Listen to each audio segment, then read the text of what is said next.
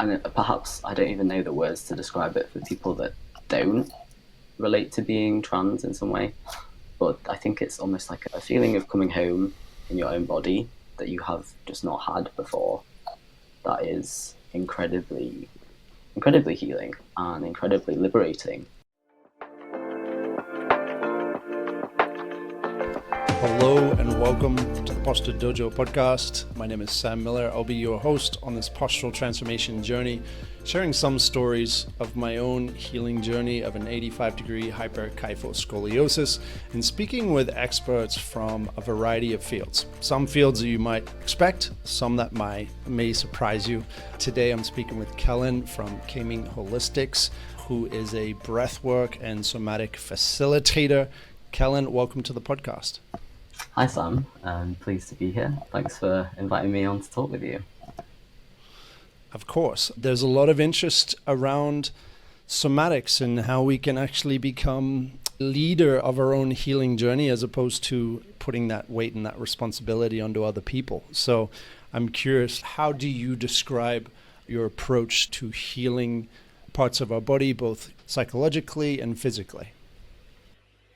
Yeah, that's a good question. I mean, I think we can start off talking with a lot of people, and especially in our kind of Western medical field, they split psychological and physical apart and see them as two separate entities. And I think in the way that I'm working and you're working is we're pairing those things together and seeing it as one kind of holistic person, really. And so my way in working is very body orientated. So in traditional therapy, we call it like neck up. So a lot of the time we're thinking, using our rational brain, using maybe like mindset, talking about different thought patterns, and that's all really important. But a lot of the time we neglect everything that is neck down, and we're never leaning into what is actually happening in the body. What is the body telling us? What are the sensations in the body? What is the nervous system doing? What state is it in? And so I'm primarily working with the nervous system and the body, like the somatic experience, and we call it the felt sense. Like, how does the body actually feel in any given moment?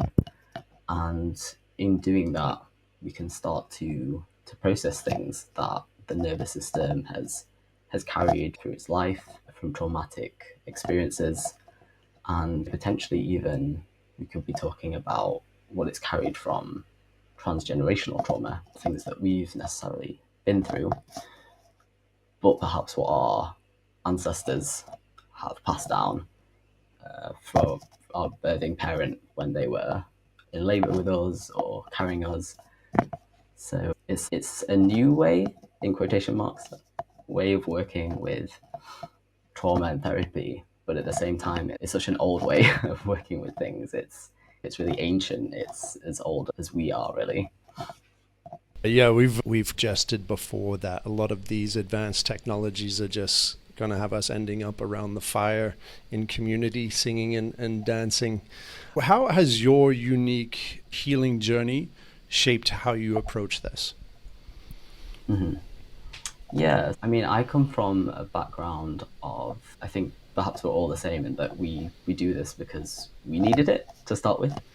And I came from a place where I had done a lot of talk therapy, and I was still very much struggling with things like depression and my attachment style, anxiety. I was diagnosed with BPD, borderline personality disorder, again in quotation marks for disorder. And as a transracial adoptee, I have developmental trauma that is from probably infancy, if not earlier. And it's stuff that isn't remembered explicitly by the brain. Like, I can't remember going through those experiences, but myself and pretty much every other adoptee is very aware of how it manifests in our lives.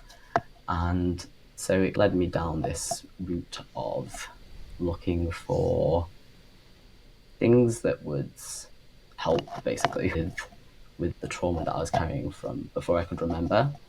And so I naturally found somatics because obviously the trauma that we're holding is a body memory rather than a mental memory. And I slightly lie, actually. I got into it through an energy perspective as well, because I was struggling with COVID fatigue. And it was actually breathwork that first enabled me to start recovering from that COVID fatigue. And then I found out that breathwork could be used in a trauma start. But in terms of how I use things, it's an approach that uses the breathwork as its kind of foundation and key. But I'm also bringing in things from polyvagal theory and somatic processing in a way that is what I would hope to be, because obviously we can't just tell people that they're safe and they will automatically feel safe. But what I hope is an affirming way for people from marginalized communities, such as myself, I like to think that I use my lived experience and just passion for helping my communities to be someone that they can find a safer space in coming to me. And yeah, whether that's they're from the queer community, the trans community, the people of color, the adoptees, the neurodivergent, I'm always trying to consider how to be inclusive to them and affirming with that practice. Because I think a lot of the time in kind of some healing spaces, a lot of the time we're seeing a lot of white folk and a lot of people that are almost segregating people into men's spaces and women's spaces. And obviously for the gender expansive community, that doesn't really appeal or doesn't feel like a safe space. So yeah, just merging all those elements together really from my own journey and from what I've learned. Okay, so there's a philosophy promoted by Katharina Schroth, who is one of the kind of pioneers in terms of understanding how we can use our breath to derotate the collapse that'll happen during a scoliosis or a hyperkyphosis. The spine is a spiral, so it's not just that sideways curve, right? It's that derotation. And so one of the things that she's all about is empowering people to heal, empowering them to understand that they do have this kind of innate ability to do. The idea is that she says to not waste energy protesting fate. And I think that's something that a lot of people who have these compromised situations in their body, sometimes there is a level of that compromise that is somewhat irreversible. If they adopt healthier breathing, if they adopt this counter-rotational breathing methods, if they start building a more, let's say, elongating postural stance and they're activating the right postural muscles to prevent this kind of a compromise happening, they can prevent progression of these compromises. But some people, and even myself with a wedge-shaped T10 vertebrae, I do have to manage my expectations about what I can change in my body. And being affixed to the situation of that, well, I'm never going to have a perfect spine, is something that's taking energy away from what I could be doing in terms of what I can do. And I can do so much, even though I do have some irreversible deformities that are happening in the vertebral column. But we're constantly, our cells and our bones are constantly rebuilding themselves over the years. I don't want to limit myself, but it's certainly a balance of kind of figuring out what is in our control and what isn't. And I feel like that's something you could speak on, because as someone who has transitioned, could you walk us through how when you made that decision, and what was that decision of, because that is a question of, am I fated in this direction or can I choose? So I'm just curious about your perspective on that. Sorry, because a few words were missing out of that. Around transitioning. Yes. Yeah, because this is I feel like that's a question where people may feel like they've been fated in one direction, but they're figuring out how much they can actually change. I think You brought up quite a few points there actually that are really interesting to talk around, because I think especially when we talk about physical things and chronic illnesses, for example, like COVID fatigue, there's always this level of acceptance that we need before we can really start healing and actually changing that thing. It's almost like the more we fight against things, the less power we actually have to change them. But in terms of transition, that's really interesting because it's one of those things that you hear a lot of the dominant narrative around trans people being like, oh, I always knew who I was from when I was like 3 or 5. And I really didn't. I grew up in quite a conservative manner. My parents were quite Christian, and I just wasn't exposed to the world in some extent. And I didn't know about queer people. I didn't really know it was a possibility as such, but I just knew how I felt, and I just knew that growing up, there was always this part of me that expected to see something different in the mirror to what I was seeing. And when I felt like how I moved my body and related to my body is again the felt sense expected something else there or perhaps something that was there to not be there. And honestly, I think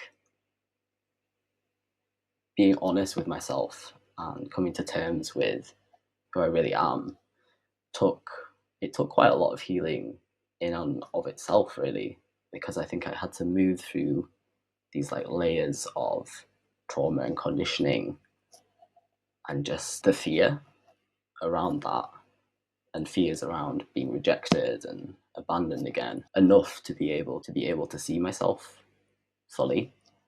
And so I actually thought I might have been trans when I was 16, and I came out as gay in the female sense of the word gay, and quickly was then like, oh, but I feel this around my body and maybe I'm trans. But at the time, I only had representation from trans men rather than non-binary.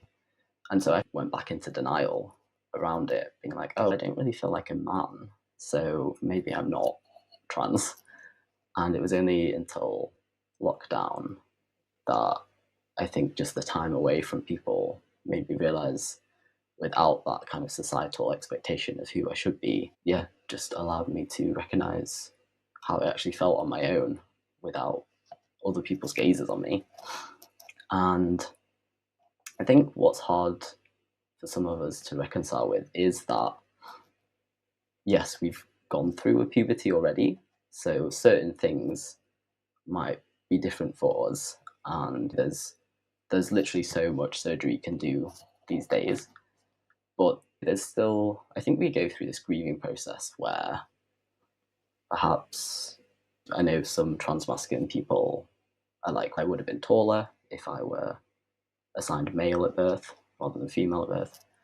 Or me, for example, I have some dysphoria still around my hips where I'm like, maybe they'd be like a slightly different shape had I been assigned male. But yeah, I think again, it's just that I think all those feelings are super valid.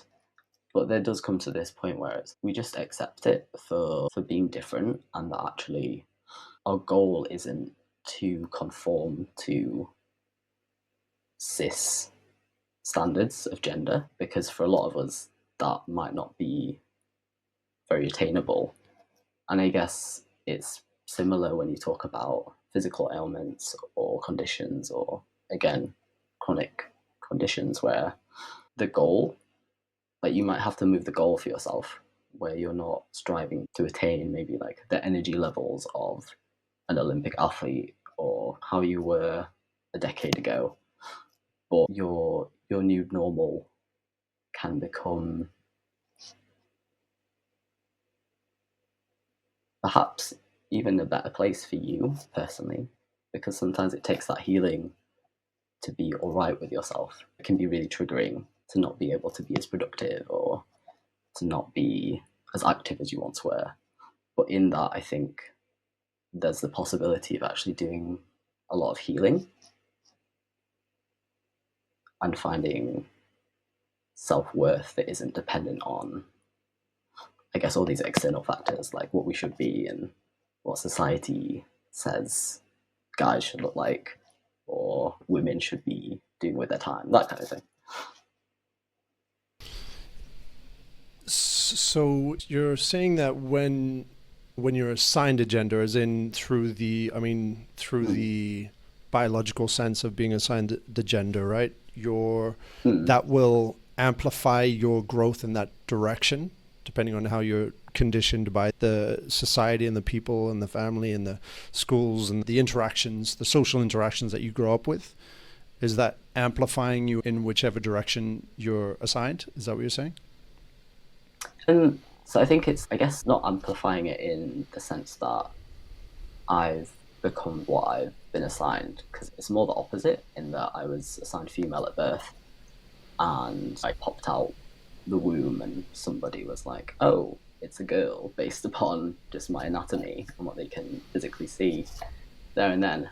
But I think it's really interesting how society shapes us based upon what we're assigned, our sex assigned at birth or a gender assigned at birth, just in terms of kind of the roles that we start fulfilling and social aspects. For people assigned female at birth, like myself, they're often higher masking in terms of being neurodivergent, in terms of things like autism or even things like BPD, like the way in which our trauma expresses itself can be quite different.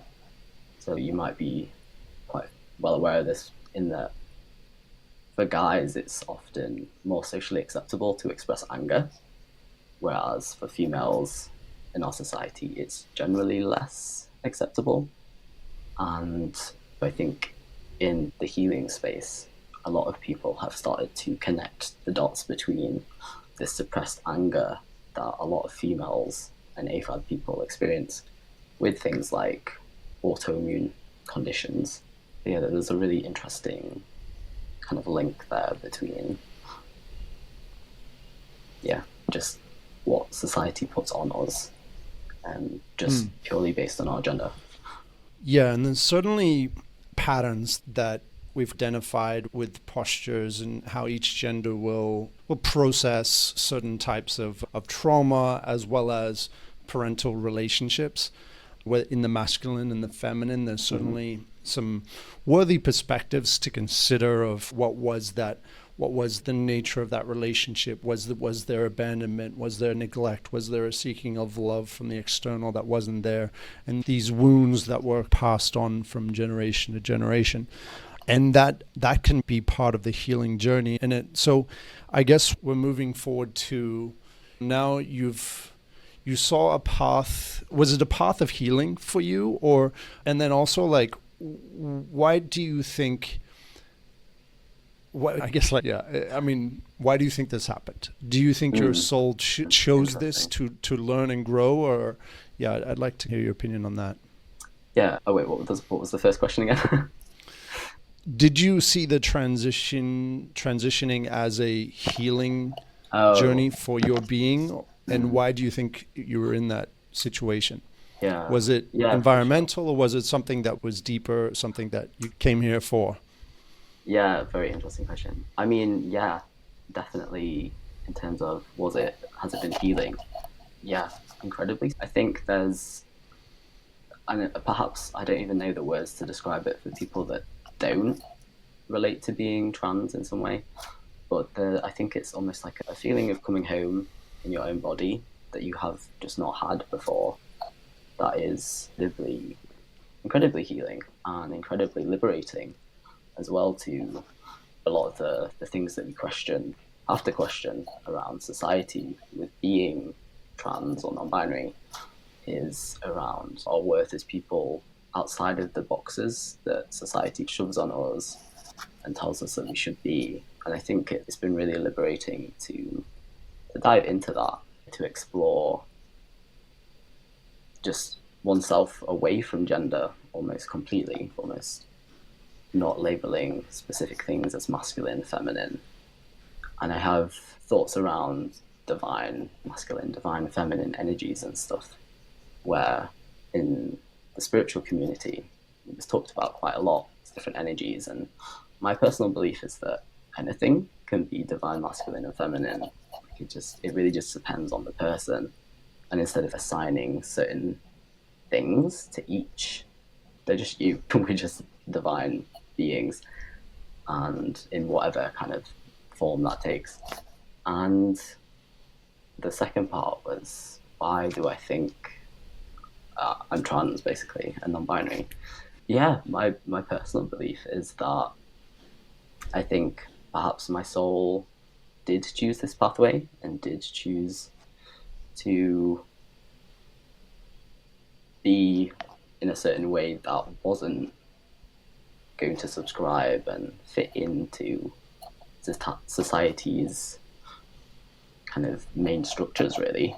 I think perhaps that's always felt like a bit of a calling for me in terms of not fitting in, as hard as that can be sometimes. And I think as hard as that, as much as I think sometimes consciously, there's a lot of trying to mask and trying to fit in still. And we all want to be part of a wider thing, right? We all need to fit in to some extent because we're community-based beings.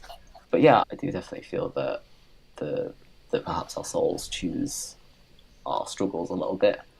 And I also have a theory that perhaps in past lives, perhaps I've lived many past lives that have been masculine, males, or mask-leaning.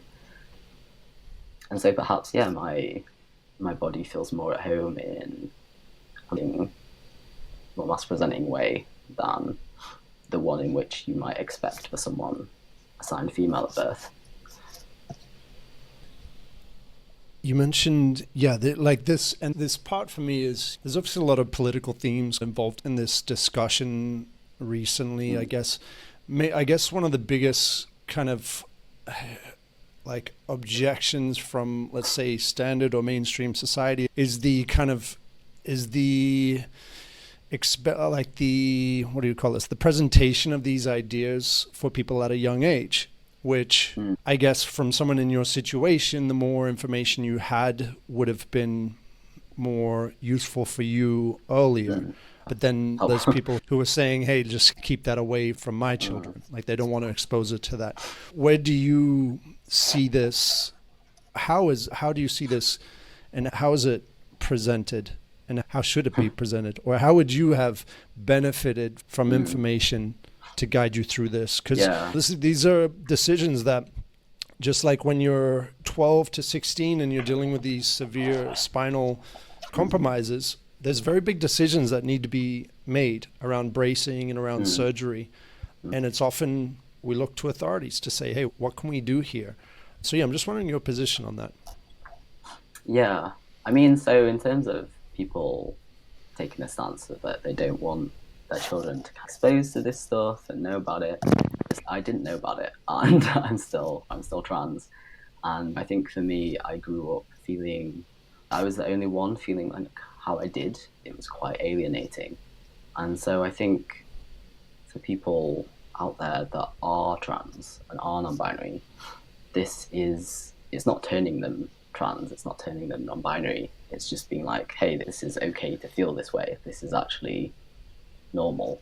And it's also not going to turn cisgender people, as in people that don't feel trans or non-binary, it's not going to turn them into something. It's a bit like, I guess, for gay people, seeing straight people in the media doesn't turn them straight. If it did, we would probably not have any gay people just because of how straight the media really is.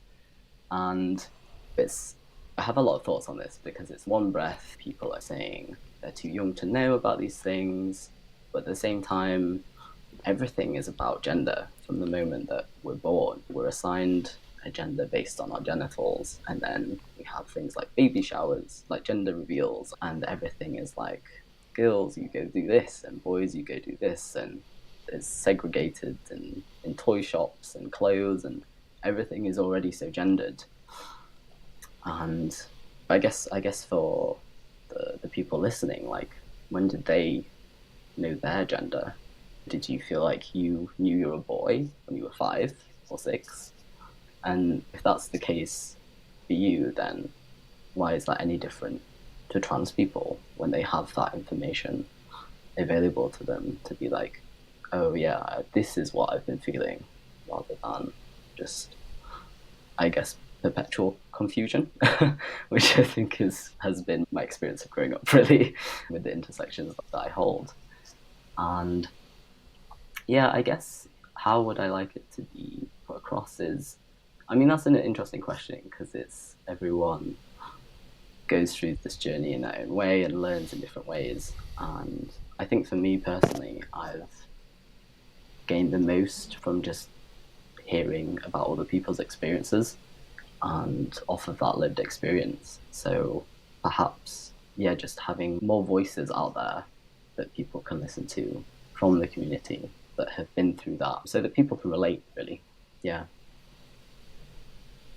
And yeah, not entirely The sure what. from Oh, so the community to when you say the community, you're referring to the non which community you're referring to? yeah, so just like the trans community, the non-binary community, and just the queer community in general, really, as in just people that aren't Okay. cisgender Okay. or straight. Okay. So having the gender as a community is an interesting one because you like there's a resurgence now of women's groups and men's groups. Is that Mm, those are there like they're small circles, but I don't know if there's a men's community or female community. I'm cut out just a part of because your. I guess I this is something that I guess I've just been. It's obviously a political narrative, and I try to stay out of political things that I'm not really informed or Mm, I'm not like a stakeholder in the situation. Let's say, mm, as someone who's forming an opinion of like how society should be or how the community, how our global human community should mm, be. I guess that's where all these political opinions are about. I've I've been exposed to a lot of the spiritual ideas, that expansion, and I guess the gender expansion falls into that.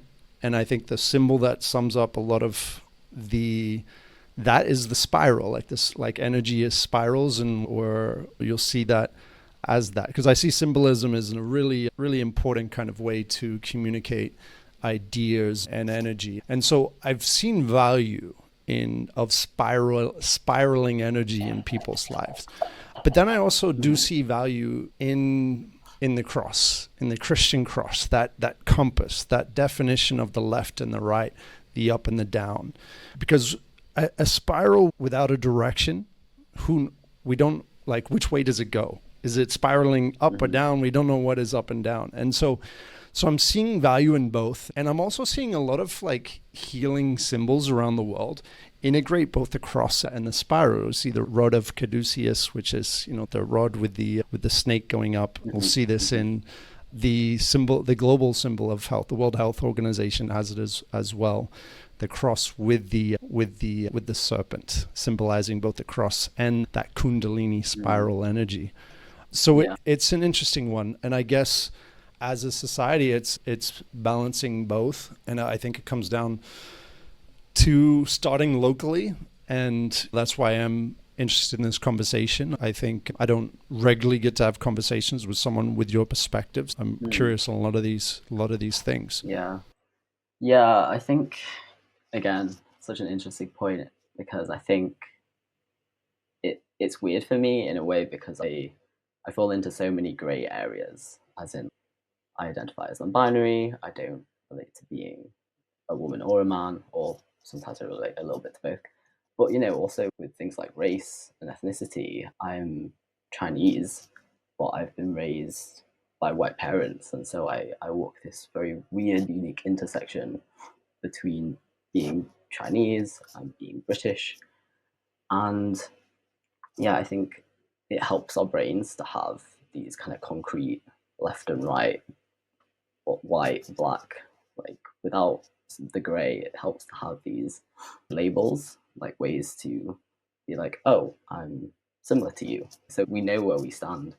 But I think in another sense, it's like they're all constructs that we make in our brain. And that's not necessarily to say that they're bad, but it's just, I think that's our way of making sense of the world. And actually, everything is when you dive into it enough and you look at its nuances, everything is a grey area. And looking back in history, a lot of our ancient civilizations didn't have men and women. They would have multiple genders or third genders, and they would honor non-binary people as part of their just basic society.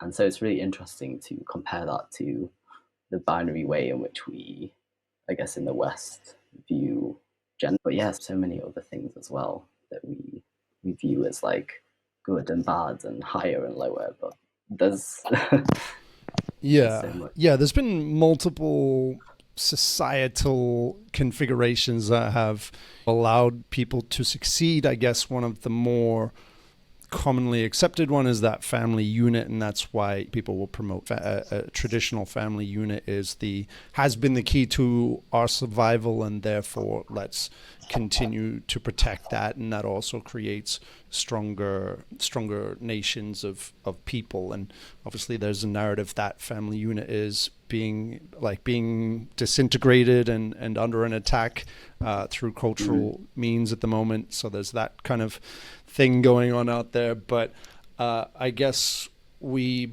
are both identifying that communities are at the core of what does prolong our civilization and our survival, and at the core of a great community is communication. So regardless of all of these different things going on out there, we do need to maintain as much communication as possible, I believe.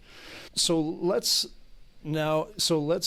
like to go towards what you're doing with breathwork and somatics now that we've understood where you've come from and where you are.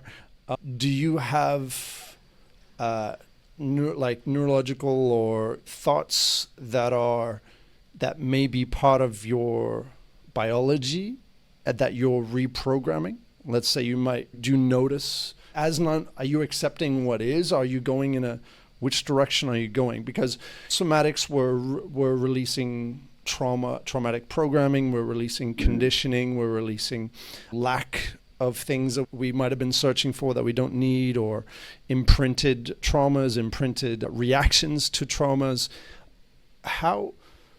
What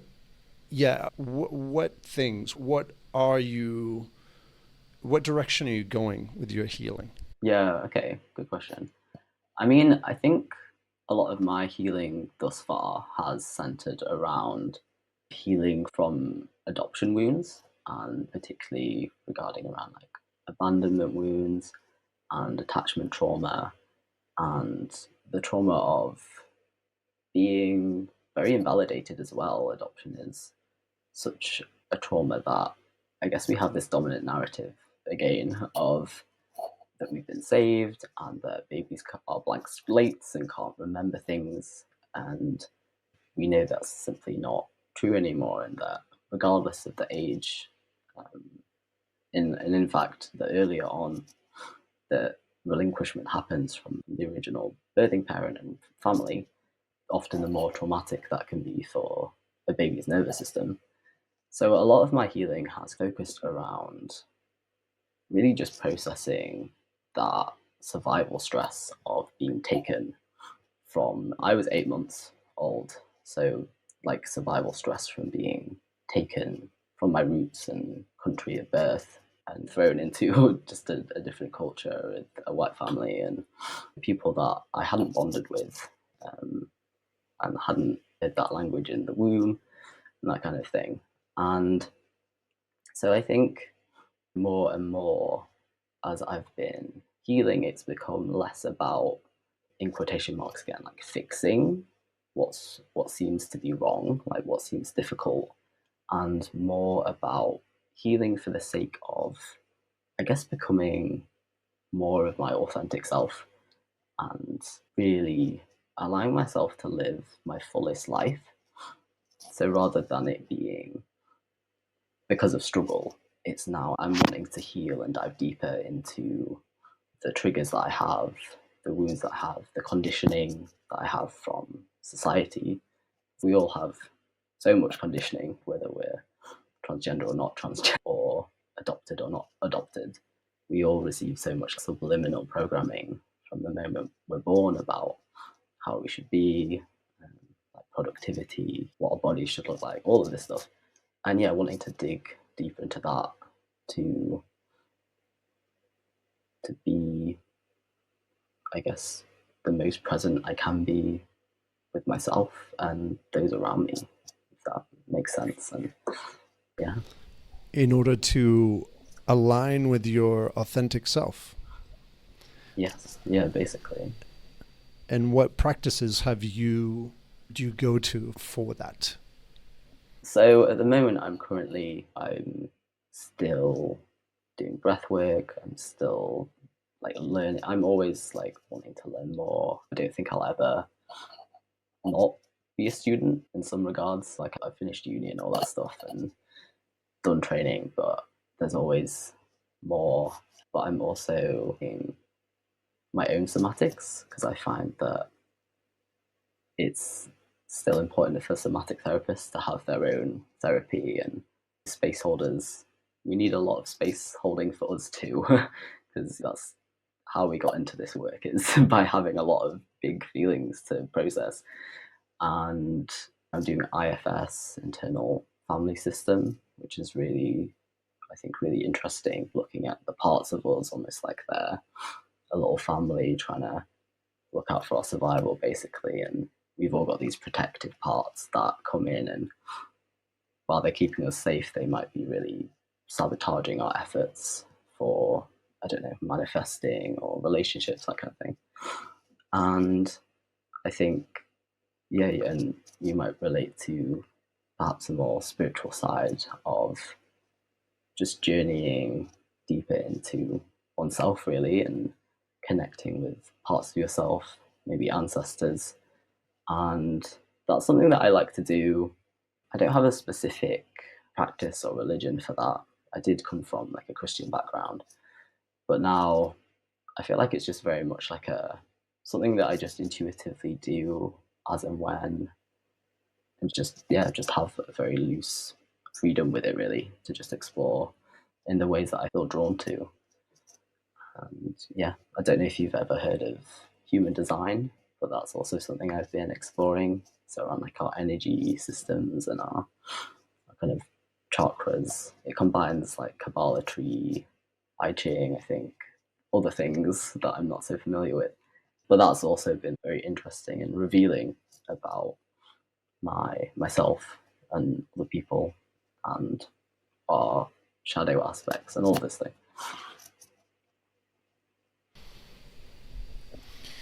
Yeah, these different areas provide so much reflection that we can choose to, or we can try to ignore, or we can choose to perceive negatively or perceive to ascend from it and through it. And we use these, we can use astrology, human design, we can use all these types of different readings, reflecting with a tarot card, we can, even the Bible, right? We can read these stories and reflect and grow.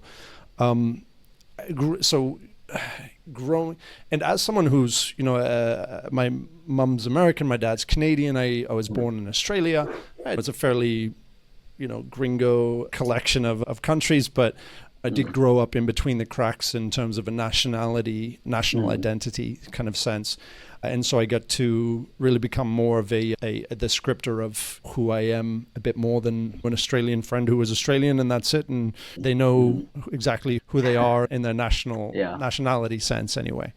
So what did growing up in a Christian household, what reflections did that provide you on your journey? Interesting. Because, I mean, when I was young, I was quite Christian. I was quite adamant about my faith in God and Jesus, and I'm still very much of the mind that now that people of all religions are really. I almost see all religions as one and the same at their core. They're all just believing in something bigger and all just believing in, I guess, humanitarian values, right? And I think, yeah, my reflection on that has been that I think I've always just carried that with me, this like belief of something greater, and that we're all connected. And I think that's where my spirituality has taken me now, even though I'm not a believer of God and of Jesus in the sense of what the Bible says about them, or not a believer in a religion as such that is, yeah, there's like a structured religion in terms of what people say about a given higher power. But yeah, I'm just trying to think. So, Yeah, I do agree that a lot of the world's religions are attempting to describe the indescribable in many ways. Therefore, we must be patient and compassionate when somebody has a different word to describe the unwordable, and that would enable a bit more communication. There's certainly different directions that these structured religions can take, especially when they take it in an extreme way, which has obviously caused issues for very long times, like throughout our history, and caused a lot of loss of life because of that, because we're extremely committed to a particular definition. And then, so I guess ultimately it is down to each person's relationship with what we're all experiencing. I do see the value in having a image of a human relatable reflection, which can help a lot of people. But so many different cultures, so many different people, and all this in between. Either way, I do believe we've got a lot of reflections. We've got 8 billion or so unique individuals reflecting in a beautiful fractal. So I think we're all doing our part on this human experience. Yeah, exactly. And it's interesting actually that you mentioned having a power or a deity or something that resembles a human, because a lot of what I'm doing is we're always using a resource back to safety to basically tell our nervous system that it can complete that trauma loop and bring itself back into that ventral vagus kind of state of feeling safe and being able to let go. And a lot of people do actually end up using the vision or imagining some sort of deity, whether it's from Buddhism or Christianity. And yeah, I just think that goes to show how powerful it can be for people. That is the resource that they find most comforting when it comes to trauma. So yeah. To create that sense of very deep safety, ultimately, especially when it comes to compromised postures or traumas that have compromised a posture. The path of healing is of trust and of safety, and whether it's and of love to yourself and to your environment as well. It can, the everything, the one. So yeah, that's certainly part of it. What programs, what ideas, what messages, what affirmations are you encoding in your body through these somatics? Because essentially it's a neuromuscular reprogramming activity, right? Yeah. So yeah, a lot of the time we're looking for that root cause and that core belief that has formed around specific traumatic event. And to some extent, I think I've not even found all of the things that I'm wanting to encode or decondition. But I think some of the common ones that are coming up for me are, especially at the moment, are around worthiness. And I think it was even more recently that I discovered a part of me that felt that my relinquishment was my fault. And as babies, we can't self-soothe, and it's safer for us to self-blame than to rationally put the blame on our parents or our caregivers, because that would create this survival threat if we just go off on our own without our caregivers. And yeah, so a lot of my kind of programming lately has been around being worthy, and that actually I'm a good person inherently without having to earn that goodness. And I think that is unlocking a lot for me, and will unlock so much more in the future, because it's that core belief that can shape our whole reality, really. Like, I'm sure you know, it can shape our health, and it can shape what we allow into our lives. And yeah, so I think that's probably the one that is big for me at the moment. That's a big one for a lot of people. I mean, myself Yeah. included, right? Like, the more you have that worthiness, the more amazing and abundant actions you take, and the more you step into a future that is probably what you want. Like, it's one of those things that, yeah, it's a very core programming that we can certainly hold ourselves back from. But certainly a story as well that I'm sure you're familiar in the Bible as well, where we're created in his image, and there's regardless, we're not saved through our goodness. It was through his actions.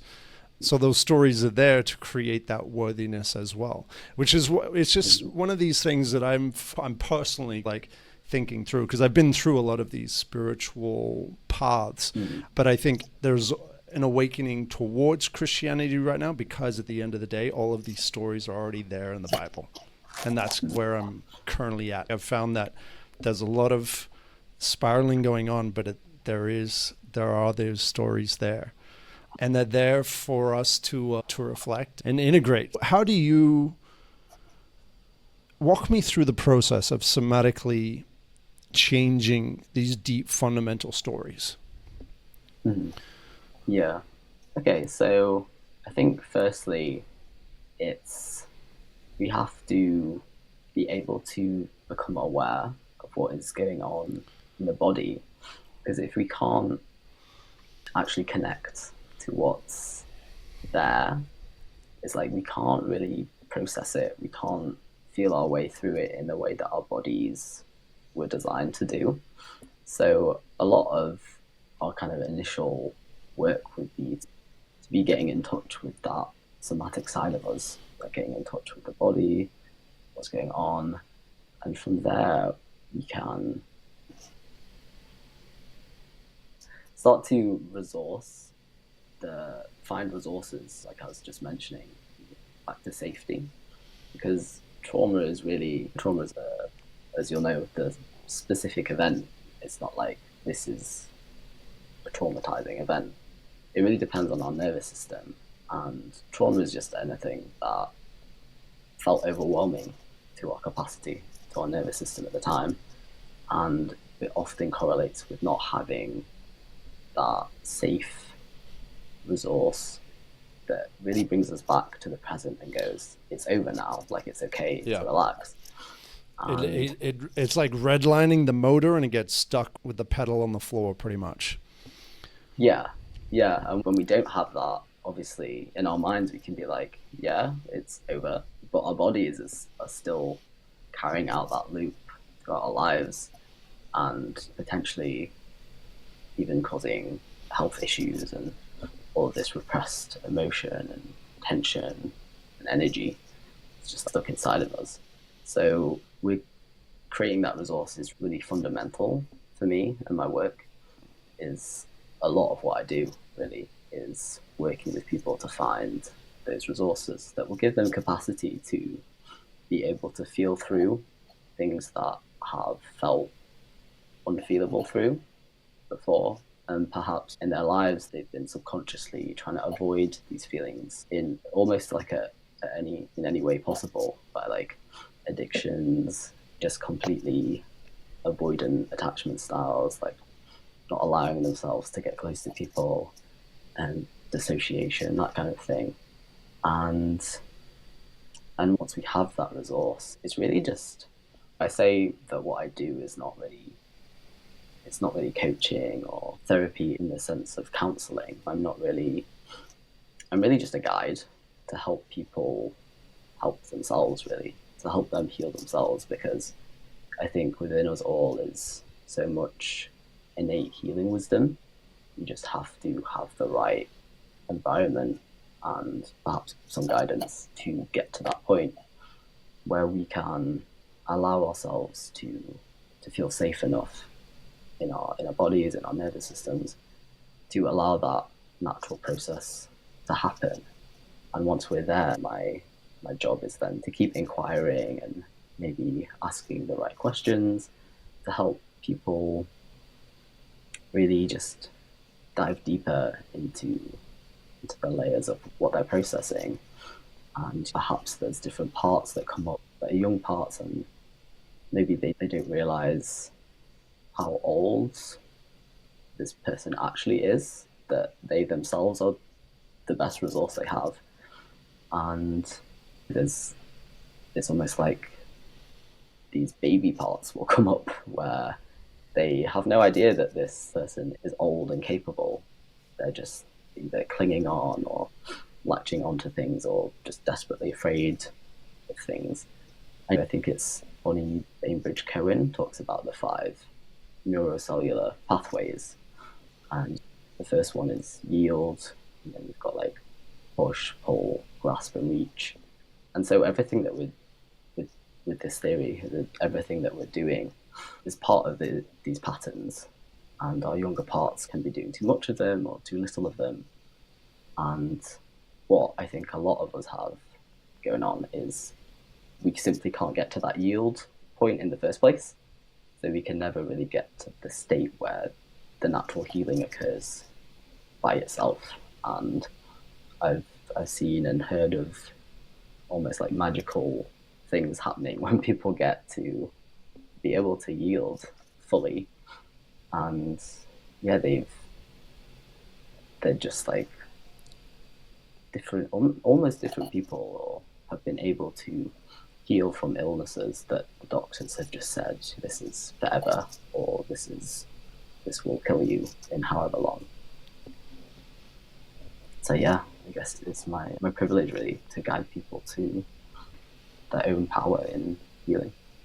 Through awareness and the activation of resources and reflections that allow a more a healthier cellular existence, psychocellular existence, something like that. So who are the people that you're helping, and how can they get in contact with you? Yeah, so I mean, I'm primarily working with fellow queer people and adopted people at the moment. And I say that in general, I like working with marginalized people from the community I'm in, like people of color.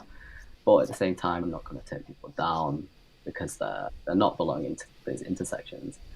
So if people do resonate with kind of my way of thinking, my energy, they can get in touch with me through my Instagram. So my main one is just Kellan Bacon, just my name. And then my other one is Kai Ming Holistics. And so Instagram is probably the best place to get in contact with me. And yeah, I'm slightly on TikTok, not a lot. So yeah, Instagram is probably the way to get in touch with me, if that is what people fancy doing. Amazing. I do want to ask one more. When you're saying marginalized, what is your definition of that? A marginalized. Okay. No, and I say that because as someone who, I have conditions, and my identification that I have this condition is holding myself back. So I say I have hyperkyphoscoliosis, but in reality, I identify as a constantly unfolding human, right? I don't have this marginalization or condition. Is that something that's, do you identify as that, or is it just like a communication word to connect with other people who might be experiencing these things? Yeah, so for me, it is a communication thing. It is being like, we've been through similar lived experiences. But in the same sense, I think there is some of that identification, in that the actual identification for me was quite important because of being raised by by a white family and not knowing about my trauma, it really led to the awareness that I needed to start going down the path that I did, really, to be able to know who I was, to be able to heal. So I feel like it's a bit of both. And I think perhaps with you saying about your is it keratosis? Kyphoscoliosis. So the forward neck as well as the sideways bend. So I've got pretty much a corkscrew. Ooh. Okay. I think we can over-identify with things that have held us back in the past, and then we get in our own way, and then we become that thing, and then it's that belief system again, isn't it? Marginalized for me is just anyone where society has basically sidelined them. They're not privileged in the sense that they have to fight for things because of who they are or their illness, if they're disabled, that kind of thing. And I also prefer that term as well, marginalized, especially when it comes to being a person of color, because it's like so non-white population of the world is, I think, around 80%. Minority for me seems a bit untrue. And it's not like like there's more non-white people. It's just that's simply how our population is. And it's just the representation just doesn't reflect that. But yeah, that's an interesting pick up around that. Yeah, I mean, communication and labels. A key piece of what I think is what we need to pay attention to in terms of how we're communicating and listening and creating this community through that communication, because ultimately that's where we're at. And the world is a beautiful mosaic of reflections of different people. I want to thank you for speaking your authenticity and the service that you're providing to people who, again, are slipping through the cracks, who are in that confusion, and you're giving them a path forward. So thank you for that. Yeah. No, thank you for having me on and asking some really interesting questions. So Absolutely. It's been good talking to you. Okay. Thanks for tuning in, everyone. We'll see you in the next one.